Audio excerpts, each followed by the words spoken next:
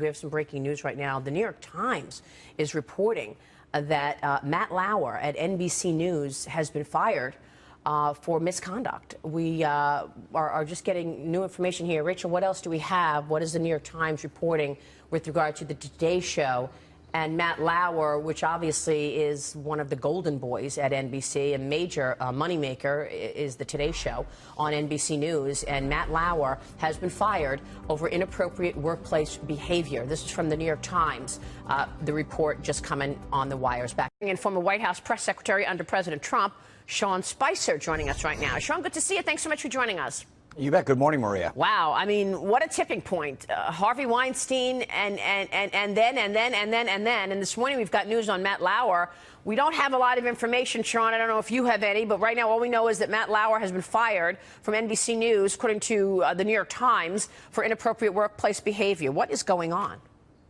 Well, I think considering Matt Lauer's stature, both within NBC News and within the news media, this is a huge deal because it really shows that there is a fundamental paradigm shift in how these issues are going to be handled, and that the tolerance level for inappropriate behavior is continuing to become a place where men in particular, in this case, have to be very careful. And I think that the idea that NBC News in particular is taking this seriously shows how big of a deal it's become. You remember initially they were the outlet that had the Harvey Weinstein story, and then stories circulated that they did everything they could to not air that story and had their correspondent, Ronan Farrow, actually go to another publication to put it out. So for NBC News to be taking this kind of a drastic step with one of the principal anchors of NBC News shows how serious this issue has become, not just at NBC News, but throughout our country. Yeah, you're absolutely right. And now I guess it's triggering more people to come out,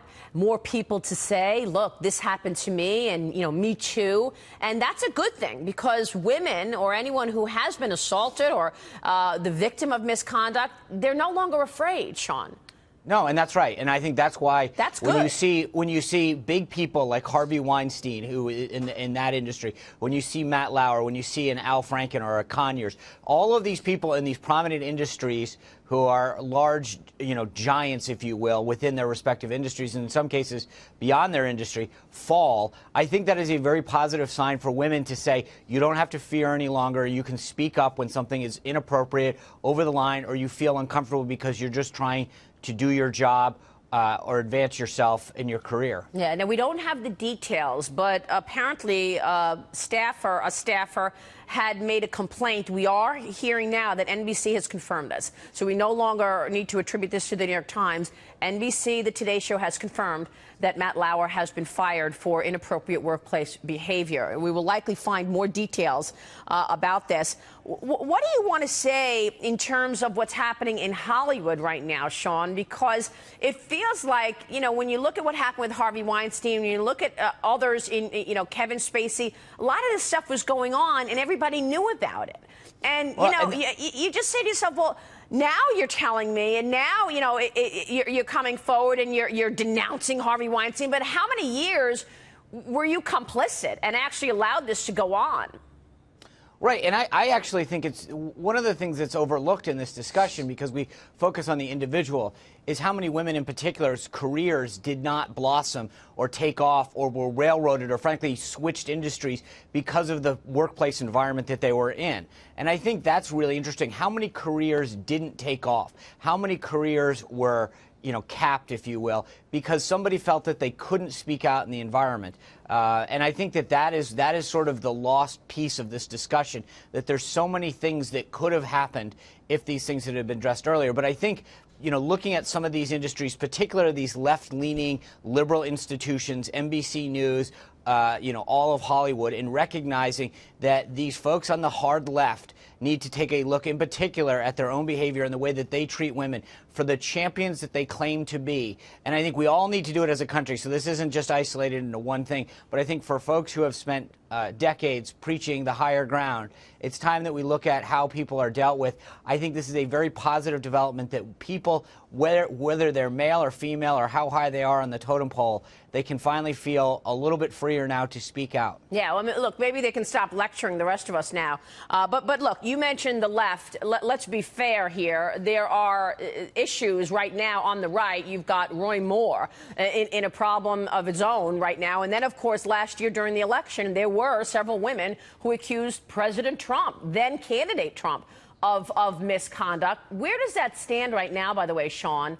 Have we heard from those 16 women recently, the people who charged then candidate Trump with misconduct during the election? I don't know. I have not heard anything additionally in the last several months. Is this different? How is this? How might this be different?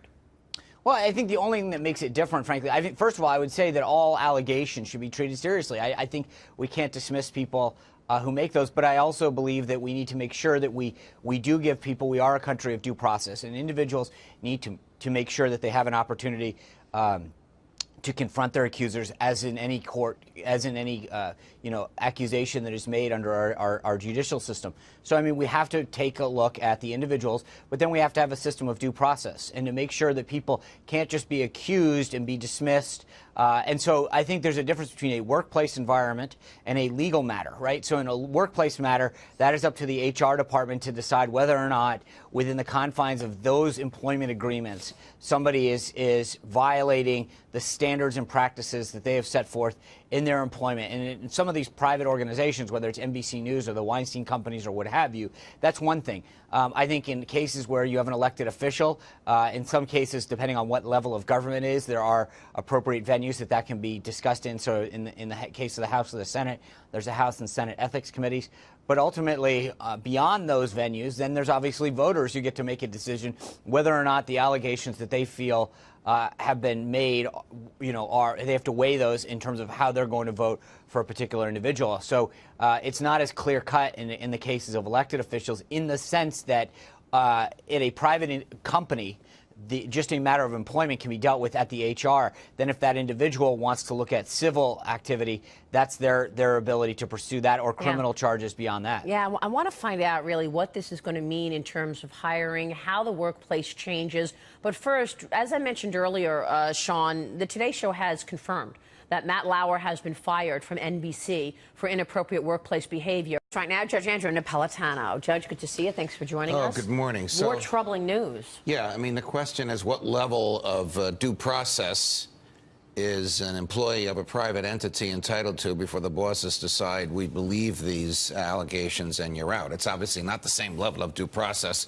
as when the government wants your life, liberty, or your property. But there has to be some basic fairness. Now, from this, we can conclude that an entity the size of NBC, with the internal legal staff that it has, was advised. There has to be some investigation. You have to ask the defendant his version, and then you can call it. You don't need a trial. You don't need confrontation. You don't need lawyers, but there has to be some basic investigation and basic fairness so that you are satisfied that the decision you're making is correct. Otherwise, he has a substantial cause of action against NBC because he's protected by a contract. Well, Andy Lack, the NBC News president, in the statement that was put out, said that while it is the first complaint about his behavior in over 20 years that he's been at NBC News, we're also presented with reason to believe that this may not have been an isolated incident. That's a great observation, Dagan. And so the question now becomes, can they take into account what the law calls prior bad acts, uncomplained about, unprosecuted behavior, but behavior which, if complained about and if pursued and if proven, would be sufficient to fire him? And the answer is yes. They can take into account almost any information or data they can gather about him, as long as they present it to him and his representatives, and he and they have an opportunity to challenge it. Again, we're not talking about a jury trial. We're talking about something that can happen in 24 or 48 hours. I doubt that this broke last night. Yeah. This sounds as though it's been brewing for a little while. Apparently, the complaint was made Monday night from one staffer. I don't know what happened in terms of looking at the past 20 years. In terms of his contract, does that mean it's over? There's no, I mean, because he's very highly paid. Yes. We know that. There'll be a termination for cause clause probably. In the If this is a termination for clause, then theoretically NBC would owe him nothing, and they would be exercising an option given to them under the contract. Now, his lawyers may very well say, look, here's 5 ways we can challenge this. We won't challenge any of it if you buy us out, and often that happens. But if NBC really wants to send a message to its employees and to the world, obviously, on this particular issue, they may say, we're not buying you out at all. This is for cause. This is swift. This is swift action. If fast. this allegation was made on Monday. I am surprised at what you both told me, that it was made on Monday, because a person as highly compensated and highly regarded and well known as him, it's hard to believe that all of this happened in less than 48 hours, because it would take a while. Andy Lack says in the memo, Monday night, Monday night, we received a detailed complaint from a colleague about inappropriate sexual behavior in the workplace. Wednesday morning. So this due process, this basic fairness that your employer, who's not the government, owes you, really happened quickly. Yeah. Let's recall the CEO of Comcast is Brian Roberts. Right. The Roberts family has ethics beyond reproach. It's been a family business way before it went public, way before, and I don't think he would ever put the reputation of his family and his company at risk, irrespective of how amazing this person may or may not have been on TV. Yeah, but they're talking about 20 years, and in that time frame, the company was also owned by General Electric, not just Comcast. Right. I'm just talking the Comcast. Yeah, no, you're right, though. That's a good point about Brian Roberts.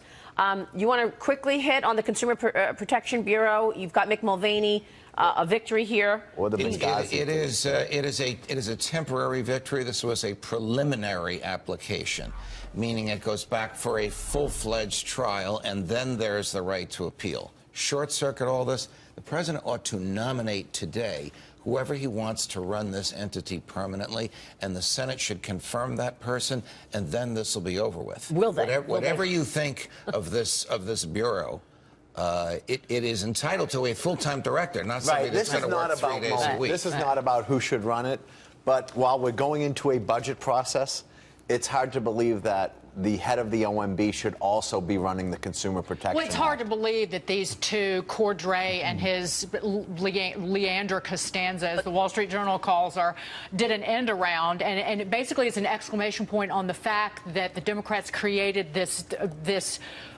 Financial Protection Bureau unaccountable to get around the Constitution. Unaccountable to anybody. In a sense, I am glad that the litigation happened, as frustrating as it has been, because the American public is entitled to know: did the Congress enact some entity alien to the Constitution, immune from politics, insulated from the President of the United States? And if so, is that lawful and constitutional? Yeah. I know you're smiling because you know how I would answer that question. You'd probably answer it differently. No, I'm smiling because they're screaming at me to shut up in my ear. But I'm glad you mentioned in the op-ed in the Journal, a drama queen loses her head. That's right. Judge, good to see you. Thank you so much. Judge Andrew Napolitano there.